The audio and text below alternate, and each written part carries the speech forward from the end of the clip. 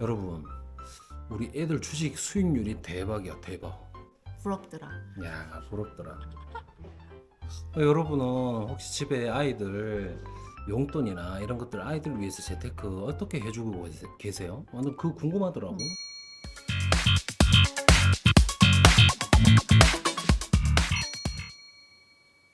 보통 청약 응. 많이 하더라. 청약. 태어나자마자 그 산부인과 맞아. 거기에 막 청약 들라고 막 나오거든요. 지자체에서도 막 보내고 팜플렛 보내고. 2만 원 넣어준다고 막 그러잖아. 아, 2만 원이나 만 원 들면 어. 서비스 해준다고. 맞아. 저희는 그거 보자마자 피식 웃었거든요. 그거를 왜 해줘야 되지? 2만 원씩 내면은 앞으로 20년 동안 해서 아이들 20살에 크면은 이제 청약하라는 건데, 에이, 그렇게는 안 해주지. 부모님 지금 생각은 어때요? 그렇지. 그 당시만 해도 그거 잘 못 느꼈는데 지금 애들 주식 수익률 보니까 이제는 확연히 이제는 느끼지. 그리고 오래 한 것도 아니고 3년 정도 했는데 네, 수익률이 거의 50%가 나왔어. 장난 아니에요. 아이들 주식이. 부럽다, 부러워. 수익률 대박. 옛날에 여러분 그런 말 들은 적이 계시죠? 애널리스트나 객장에서 진짜로 투자를 업으로 하시는 분들 수익률은 그냥 개판 5분 전인데 주부나 아이들 주식 계좌의 수익률은 엄청 높다고요. 왜냐 생각해 보니까 안 건드리잖아요, 잘. 안 건드리지 잘. 한번 사면은 팔지도 않고 저도 그러다가 요번에 처음으로 테슬라 판 거였거든요. 매도를 한 거였거든요. 그러니까 그 사팔사팔 하는데도 그 특이한 원칙이 딱 자기만의 확고한 기준이 없으면 내동 매매를 하면서 벌어놨던 거 다 까먹고, 그죠? 비중이나 아니면 자기 심리 통제가 안 되면 그냥 그렇거든요. 업으로 하시는 분들은. 근데 아이들은 근데 그것도 초장기 우상향하는 자산을 사줘야만 이게 맥히는 전략이잖아요, 여러분. 그래서 제가 미국 주식을 하는 이유가 바로 그거거든요. 그래서 미국에 지수 투자 있잖아요. 뭐 스파이나 QQQ 3배 레버리지는 그렇다 하더라도 그런 것들 지수를 추종하는 ETF들 많거든요. 그런 것들에 대해서 아이들 용돈 지자체에서 우리 20만 원씩 받거든요. 중앙정부에서 20만 원씩, 10만 원씩 해서 2명 20만 원 받거든요. 그리고 여기 저희 지방 도시에서 사는 지방자치단체에서 30만 원 주나? 50만 원 주나? 합이 70이잖아요, 여러분. 매달. 그래서 그거를 나눠서 35만 원씩 큰 애 작은 애 해서 또 설 추석에 이렇게 조금 용돈 받잖아요, 여러분. 그죠? 할머니나 할아버지들한테. 그런 거 그냥 다 옷 사입고 뭐 이렇게 간식 사 먹고 그건 엄마 아빠가 다 써버리거나 이렇게 하지 마시고 지금이라도 그거 뭐 모아야 돈 얼마 된다고. 이거 안 돼. 그지? 이거 한 3년 쌓이니까 여러분 돈 많아요. 그래서 지금이라도 그렇게 한번 해보셨으면 좋겠다라는 말씀을 드리고 싶어요. 그래서 좀 더 자세히 보면 어떨까 싶죠, 여러분. 저희 아이들 주식을 어떻게 그렇게 3년 투자했는데 높은 수익률이 나왔는지 그거 잠깐 보고 오실게요. 여러분, 복무녀님이랑 얘기한 거를 구체적으로 좀 더 차트에서 한번 살펴보려고 컴퓨터를 켰어요. 그래야 이해가 빠르실 테니까요. 이것은 미국 테슬라 주가 차트거든요. 주봉입니다, 여러분. 좀 자세히 보시면 여러분, 이렇게 옅은 초록색은 10주 이동평균선입니다. 그렇죠? 요거는 조금 더 둔감한 20주 이동평균선이고, 밑에 가장 굵은 녹색 점선은 30주 이동평균선입니다. 그래서 전체적인 화면을 보시면 저점과 고점을 높여가면서 우상향했다가 조정을 받는데, 이 조정받은 이 저점이 지난 상승장의 이 저점보다, 시작인 이 저점보다 높죠. 확연히. 그렇죠? 높죠.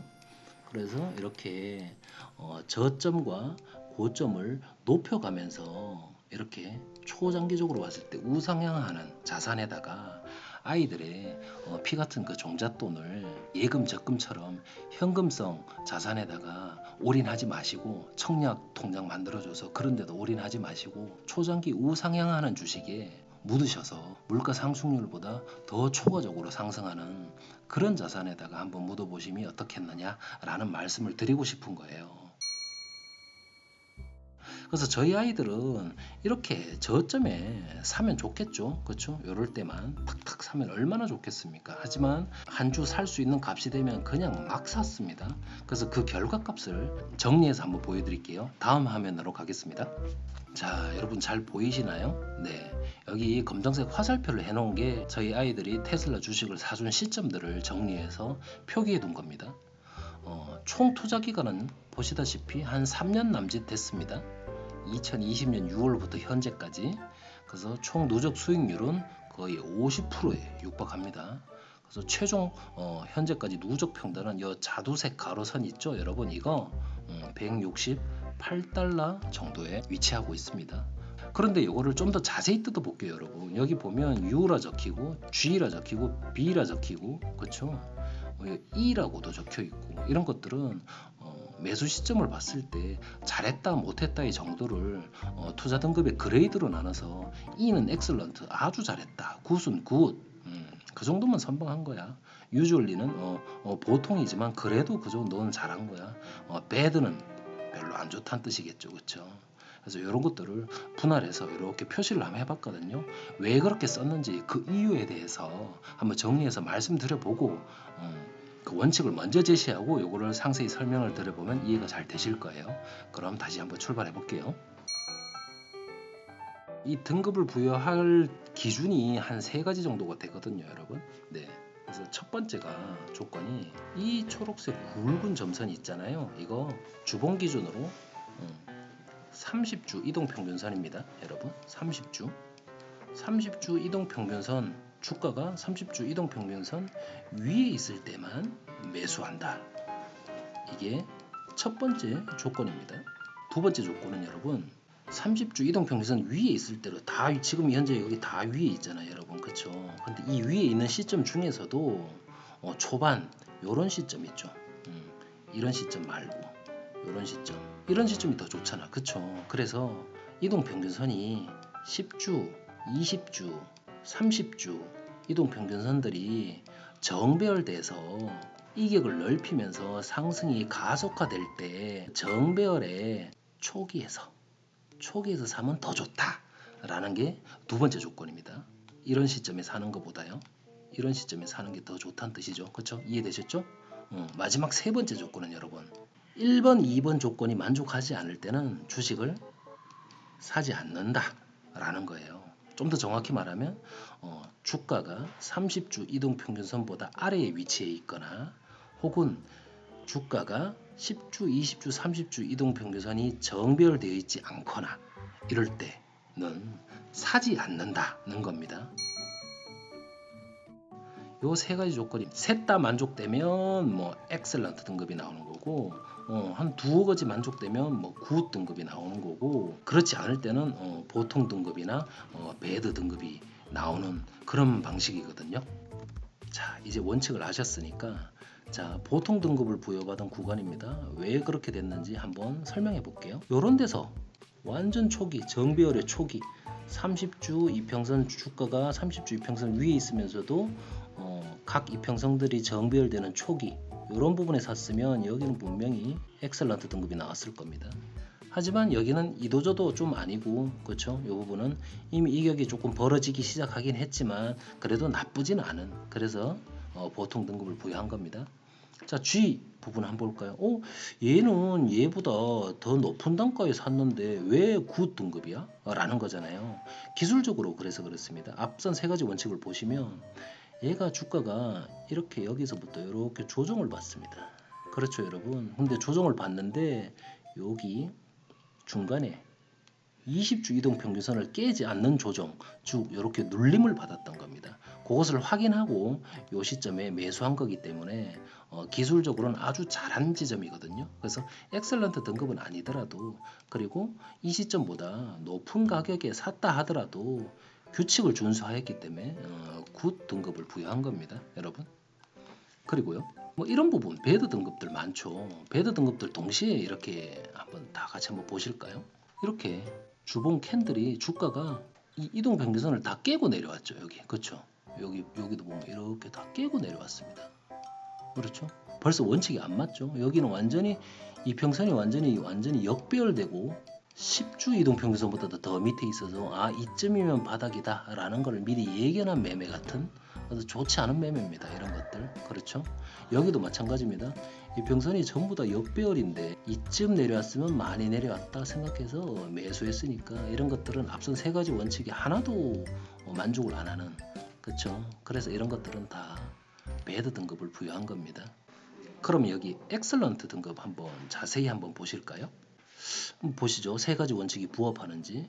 오르다가 이렇게 눌림목 구간인데 20주 이동평균선, 10주 이동평균선에서 반등을 해줬습니다. 이렇게 그쵸. 그리고 각 이동평균선이 여기 10주, 20주, 요거 30주가 정배열되기 시작한 요 초입 구간이죠. 각 이동평균선들의 간격, 즉 이격이 아직 많이 안 벌어진 그 초입 구간, 그때 정확하게 사줬기 때문에. 그리고 주가가 결정적으로 이렇게 가장 굵은 녹색 선인 30주 이동평균선 위에 위치하면서 그렇죠. 세 가지 조건이 동시에 만족했기 때문에 아주 잘한 매수라고 좋은 점수를 준 겁니다. 그렇죠. 여기 9등급 한번 보실까요? 이런 부분에 매수했다면 여기는 당연히 엑셀런트 등급이 나왔을 겁니다. 그렇죠, 여러분? 하지만 이 부분에 매수한 9등급은 눌림목 구간에서 눌림목인데 이런 눌림목은 안 됩니다, 여러분. 여기 30주 이동평균선을 깨고 이 밑에까지 내려왔죠, 그렇죠? 이러면 바닥을 미리 예단하고 여기에서 만약에 내가 샀다, 이거는 배드입니다, 배드. 이해되시죠? 하지만 다행스럽게도 주가가 이렇게 올라와 줬습니다. 그러다 다시 재조정을 받았는데 이 30주 가장 둔감한 30주 이동평균선에서 다시 반등을 해줍니다. 그렇죠? 이런 눌림목 구간에 사줬기 때문에 주가는 여전히 30주 이동평균선 위에 있고 이동평균선들도 정배열의 초입에 있기 때문에 물론 단가가 여기보다는 높습니다. 여기가. 하지만 나쁜 매수는 아니고 보통보다도 잘한 굿 등급을 부여한 겁니다. 여러분 이해가 되시죠? 그래서 무지성으로 이렇게 저처럼 막 사주셔도 이런 엄청난 수익률이 나오고 그 안에서도 이렇게 이런 원칙에 입각해서 선별해서 사주시면 이거보다 훨씬 높은 수익률이 나오게 되십니다. 여러분 이렇게 따지니 당연히 아이들 계좌나 주부들 계좌 한번 사놓고 초장기간 보유하는 그런 계좌들이 애널리스트나 전업을 투자하시는 투자자들보다 수익률이 훨씬 높은 그런 아이러니한 상황에 많이 우리가 노출되게 되거든요. 참 웃기잖아요, 그렇죠? 우리 전업 하시는 분들은 어떤 큰 돈을 이거보다 아이들보다 코 묻은 돈보다 큰 돈을 굴리면서 매월 혹은 매 분기 혹은 매년 어떤 현금 흐름에 회계연도 단위로 이익을 창출해야 되는 어떤 그런 압박감이 있다 보니까 이걸 알아도 몰라서 그분들이 안 하는 게 아닙니다. 알아도 하기가 힘든 그런 사연이 있는 거고요. 적어도 우리 아이들 주식은 이런 식으로 해주시면 예금, 적금 이런 것들 청약통장 이자를 주잖아요. 많아봐야 뭐 4%대잖아요. 그렇죠? 코로나로 금리 그렇게 높을 때도 최고 많은 건 5%, 6%도 받지만 4%도 사실 예적금 이자는 많거든요. 여기에서 이자 소득세 뭐 10몇 프로 떼면 결국은 3%도 많거든요. 실제 이자로 벌어들일 수 있는 돈이. 그렇죠. 근데 매년 우리가 주변에 보시면은 물가 상승률이 못해도 장바구니 물가가 4%에서 5%는 나옵니다. 매년. 그렇죠. 그래서 이게 누적으로 한 15년 정도 누적되면 모든 자산 가격은 모든 소비재든 투자재든 모든 자산 가격은 15년 뒤에 거의 더블이 됩니다. 곱하기 2배의 가격이 됩니다. 그러니 이런 인플레이션을 해지하면서 이거보다 더 올라야 되잖아 매년. 그렇죠. 그러니 이런 자산에다가 무지성으로 매수하든 아니면 앞선 예시와 같은 관점에서 선별해서 매수하든 이렇게 초장기 우상향 저점과 고점을 높여가는 이런 우상향하는 자산에다가 베팅을 하셔야 우리 아이들이 20살 대학 갈 때 사회 독립 자금의 전초 기지로서 부모가 해줄 수 있는 그런 아름다운 상황을 맞이할 수 있게 되는 겁니다. 자, 여러분 잘 이해되셨죠, 여러분? 자, 여러분 PC로 통해서 상세히 한번 들어보셨는데 어떠셨나요? 부모님 보니까 어때요? 새롭죠? 진짜 이게 그냥 진짜 애들 앞으로도 15년은 더 오, 가지고 갈 것 같은데 와, 그때는 과연 수익률이 어떻게 될지 음, 원금뿐만 아니라 와 이게 얼마가 될까 궁금해. 궁금하다 진짜. 그래서 저렇게 특정 종목이 불안하신 분은 지수 추종 ETF를 하시면 됩니다, 여러분. 여러 개 나눠서 해도 상관없지. 분할해서 투자를 하셔도 되고요. 단 하나는 미국 주식에 하셨으면 좋겠다라는 말씀을 사실 드리고 싶어요.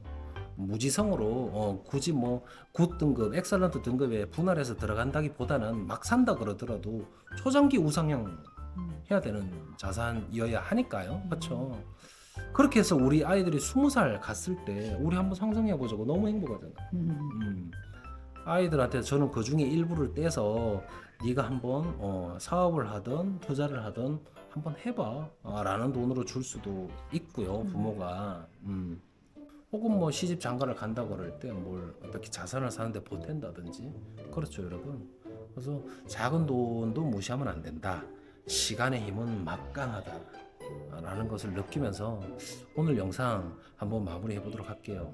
야, 근데 보면서 나는 신기하다기보다도 경이롭다, 경이로워. 그렇죠. 죽을 똥 살 똥 투자는 나보다 훨씬 잘해. 그러게. 그러면서 반성도 좀 되고요, 여러분. 여러분들도 작은 돈 무시하지 마시고 지금이라도. 오랜 시간 동안 복리로 녹여내면 우상향하는 자산에 아주 큰 돈이 됩니다. 눈덩이가 한번 굴러가면 멈추질 못해, 저거. 자, 오늘도 저희 영상 봐주셔서 감사하고요. 이상 시간을 사고 시간을 살아내는 봉급 없이 사는 남자의 복문함. 공문이었습니다. 안녕.